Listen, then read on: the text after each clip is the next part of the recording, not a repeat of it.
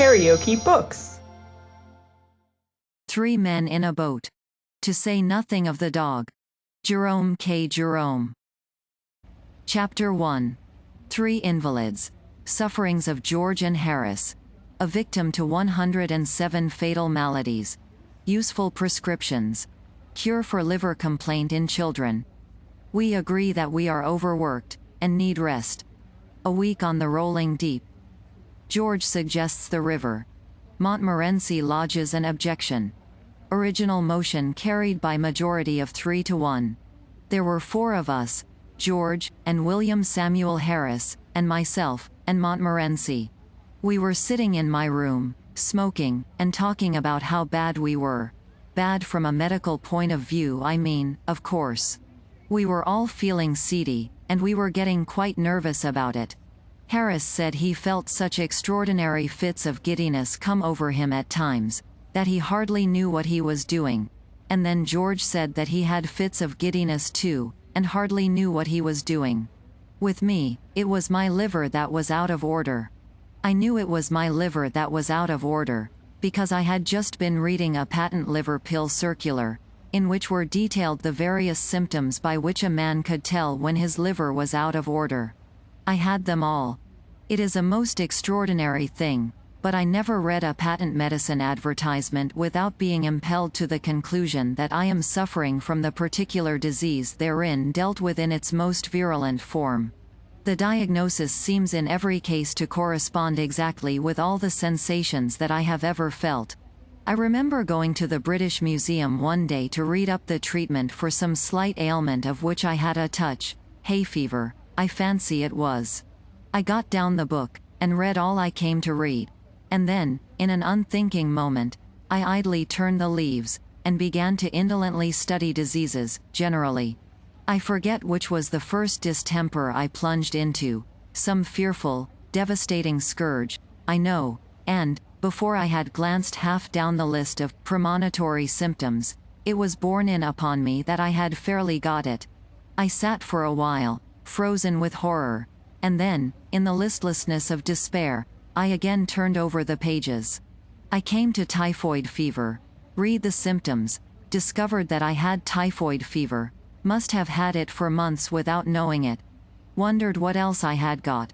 Turned up St. Vitus's dance. Found, as I expected, that I had that too. Began to get interested in my case, and determined to sift it to the bottom, and so started alphabetically.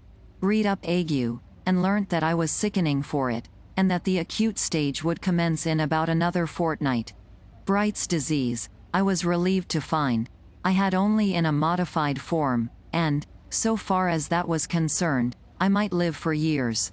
Cholera I had, with severe complications, and diphtheria I seem to have been born with. I plodded conscientiously through the 26 letters, and the only malady I could conclude I had not got was housemaid's knee. I felt rather hurt about this at first. It seemed somehow to be a sort of slight. Why hadn't I got housemaid's knee? Why this invidious reservation? After a while, however, less grasping feelings prevailed. I reflected that I had every other known malady in the pharmacology, and I grew less selfish, and determined to do without housemaid's knee. Gout, in its most malignant stage, it would appear, had seized me without my being aware of it, and zymosis I had evidently been suffering with from boyhood. There were no more diseases after zymosis, so I concluded there was nothing else the matter with me. I sat and pondered. I thought what an interesting case I must be from a medical point of view, what an acquisition I should be to a class. Students would have no need to walk the hospitals, if they had me. I was a hospital in myself. All they need do would be to walk round me, and, after that, take their diploma. Then I wondered how long I had to live. I tried to examine myself. I felt my pulse. I could not at first feel any pulse at all. Then, all of a sudden, it seemed to start off.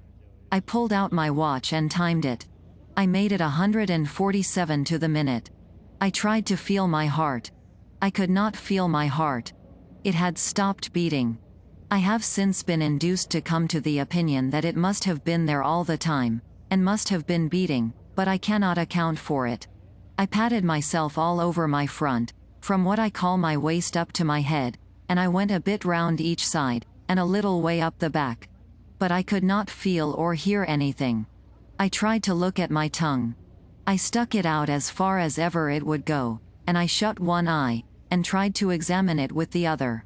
I could only see the tip, and the only thing that I could gain from that was to feel more certain than before that I had scarlet fever. I had walked into that reading room a happy, healthy man. I crawled out a decrepit wreck. I went to my medical man. He is an old chum of mine, and feels my pulse, and looks at my tongue, and talks about the weather, all for nothing, when I fancy I'm ill, so I thought I would do him a good turn by going to him now. What a doctor wants, I said, is practice. He shall have me. He will get more practice out of me than out of 1,700 of your ordinary, commonplace patients, with only 1 or 2 diseases each. So I went straight up and saw him, and he said, "Well, what's the matter with you?" I said, "I will not take up your time, dear boy, with telling you what is the matter with me. Life is brief, and you might pass away before I had finished. But I will tell you what is not the matter with me. I have not got housemaid's knee. Why I have not got housemaid's knee, I cannot tell you, but the fact remains that I have not got it. Everything else, however, I have got." And I told him how I came to discover it all. Then he opened me and looked down me, and clutched hold of my wrist, and then he hit me over the chest when I wasn't expecting it, a cowardly thing to do, I call it, and immediately afterwards butted me with the side of his head.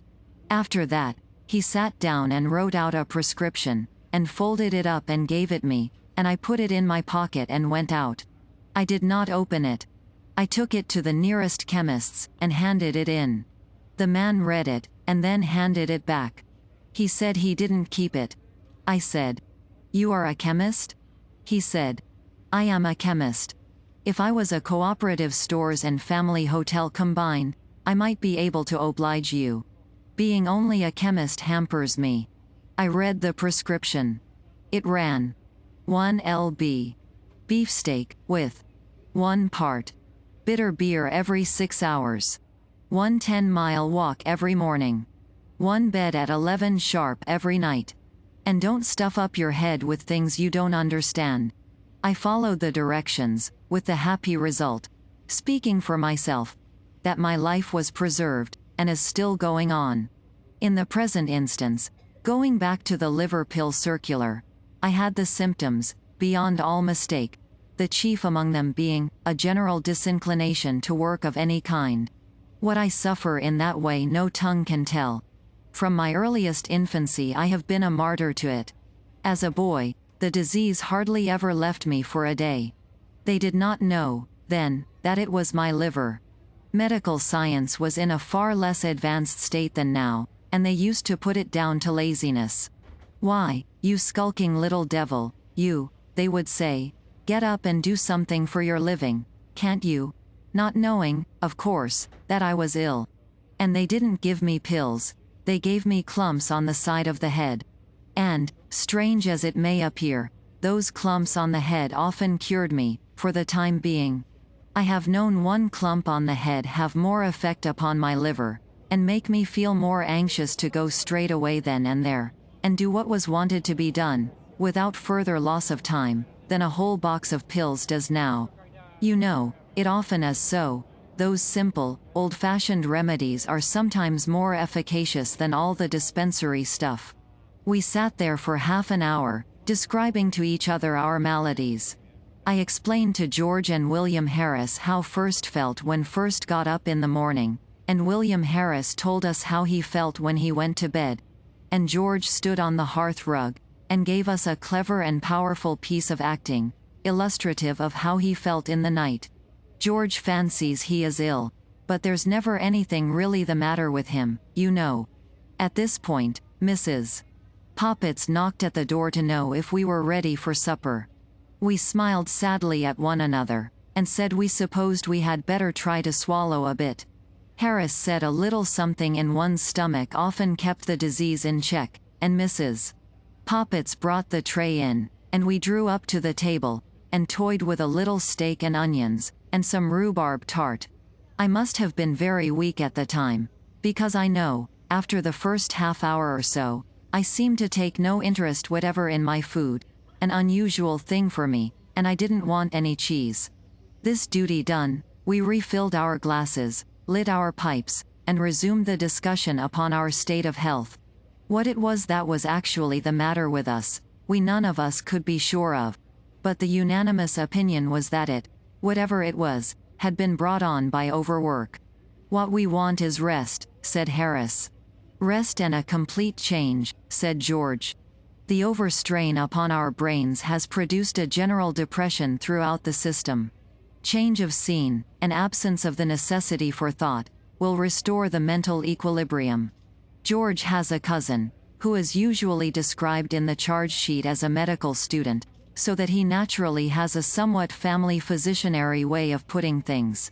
I agreed with George, and suggested that we should seek out some retired and old-world spot, far from the madding crowd, and dream away a sunny week among its drowsy lanes. Some half-forgotten nook, hidden away by the ferries, out of reach of the noisy world. Some quaint perched eyrie on the cliffs of time, from whence the surging waves of the 19th century would sound far off and faint. Harris said he thought it would be humpy. He said he knew the sort of place I meant, where everybody went to bed at 8 o'clock, and you couldn't get a referee for love or money, and had to walk 10 miles to get your baccy. "No," said Harris, "if you want rest and change, you can't beat a sea trip." I objected to the sea trip strongly. A sea trip does you good when you are going to have a couple of months of it, but, for a week, it is wicked. You start on Monday with the idea implanted in your bosom that you are going to enjoy yourself. You wave an airy adieu to the boys on shore, light your biggest pipe, and swagger about the deck as if you were Captain Cook, Sir Francis Drake, and Christopher Columbus all rolled into one. On Tuesday, you wish you hadn't come. On Wednesday, Thursday, and Friday, you wish you were dead. On Saturday, you are able to swallow a little beef tea, and to sit up on deck, and answer with a wan, sweet smile when kind-hearted people ask you how you feel now. On Sunday, you begin to walk about again, and take solid food. And on Monday morning, as, with your bag and umbrella in your hand, you stand by the gunwale, waiting to step ashore, you begin to thoroughly like it. I remember my brother-in-law going for a short sea trip once, for the benefit of his health. He took a return berth from London to Liverpool, and when he got to Liverpool, the only thing he was anxious about was to sell that return ticket. It was offered round the town at a tremendous reduction, so I am told, and was eventually sold for 18 pence to a bilious-looking youth who had just been advised by his medical men to go to the seaside, and take exercise. "Seaside," said my brother-in-law, pressing the ticket affectionately into his hand. "Why, you'll have enough to last you a lifetime, and as for exercise, why, you'll get more exercise, sitting down on that ship, than you would turning somersaults on dry land." He himself, my brother-in-law, came back by train. He said the Northwestern Railway was healthy enough for him. Another fellow I knew went for a week's voyage round the coast, and, before they started, the steward came to him to ask whether he would pay for each meal as he had it, or arrange beforehand for the whole series. The steward recommended the latter course, as it would come so much cheaper. He said they would do him for the whole week at £2.5. He said for breakfast there would be fish, followed by a grill. Lunch was at 1, and consisted of 4 courses. Dinner at 6, soup, fish, entree, joint, poultry, salad, sweets, cheese, and dessert. And a light meat supper at 10. My friend thought he would close on the £2.5 job. He is a hearty eater, and did so.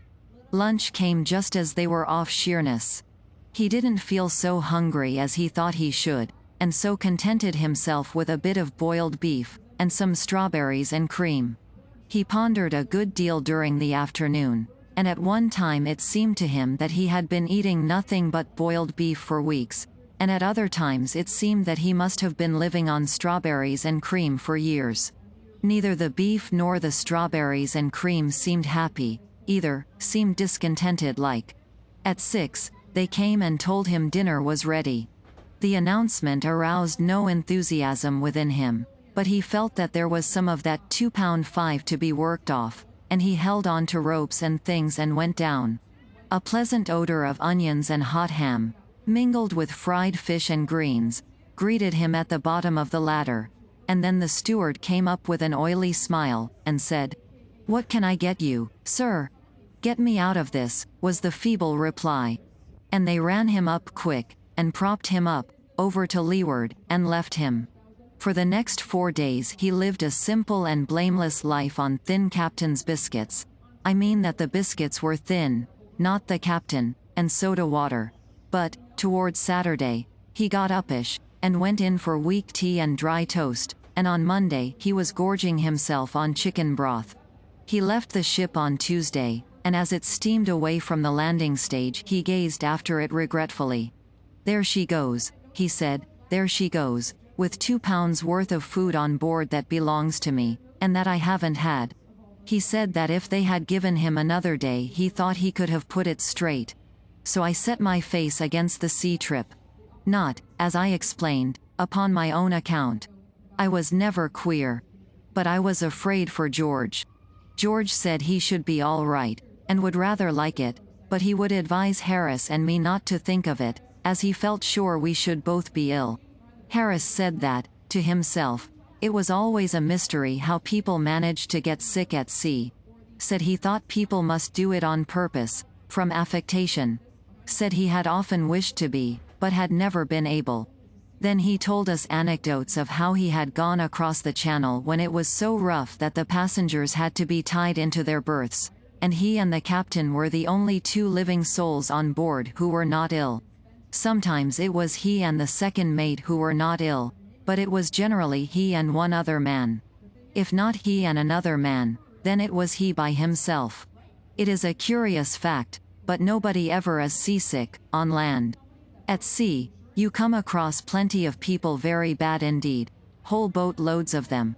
But I never met a man yet, on land, who had ever known at all what it was to be seasick. Where the thousands upon thousands of bad sailors that swarm in every ship hide themselves when they are on land is a mystery. If most men were like a fellow I saw on the Yarmouth boat one day, I could account for the seeming enigma easily enough. It was just off Southend Pier, I recollect, and he was leaning out through one of the portholes in a very dangerous position. I went up to him to try and save him. "Hi. Come further in," I said, shaking him by the shoulder. "You'll be overboard." "Oh my. I wish I was the only answer I could get, and there I had to leave him.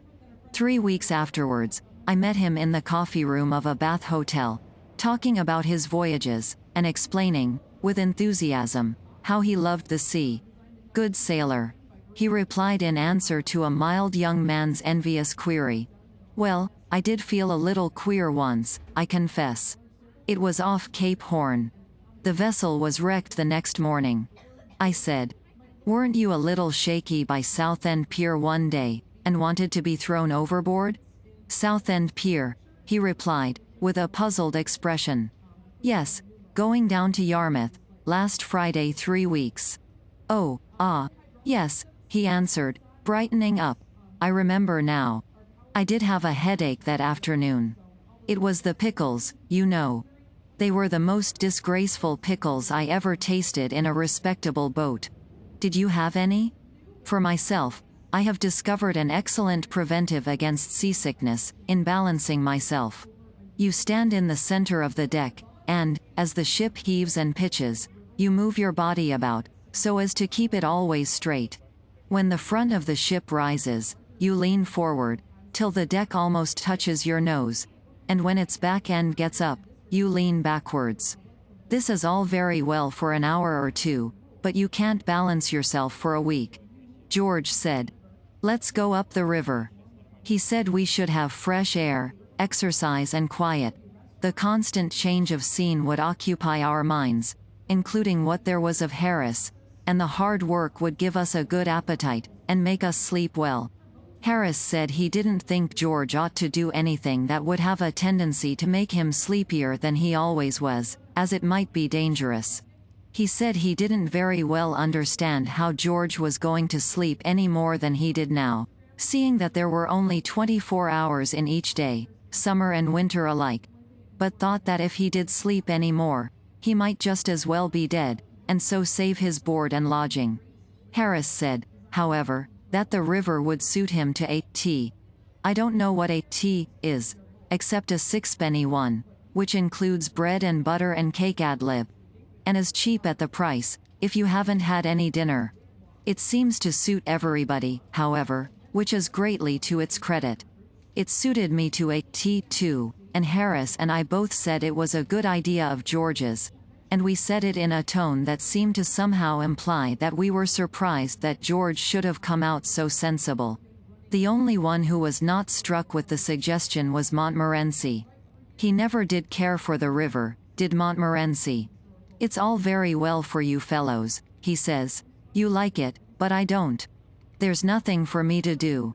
Scenery is not in my line, and I don't smoke. If I see a rat, you won't stop, and if I go to sleep, you get fooling about with the boat, and slop me overboard. If you ask me, I call the whole thing bally foolishness. We were 3-1, however, and the motion was carried. KaraokeBooks.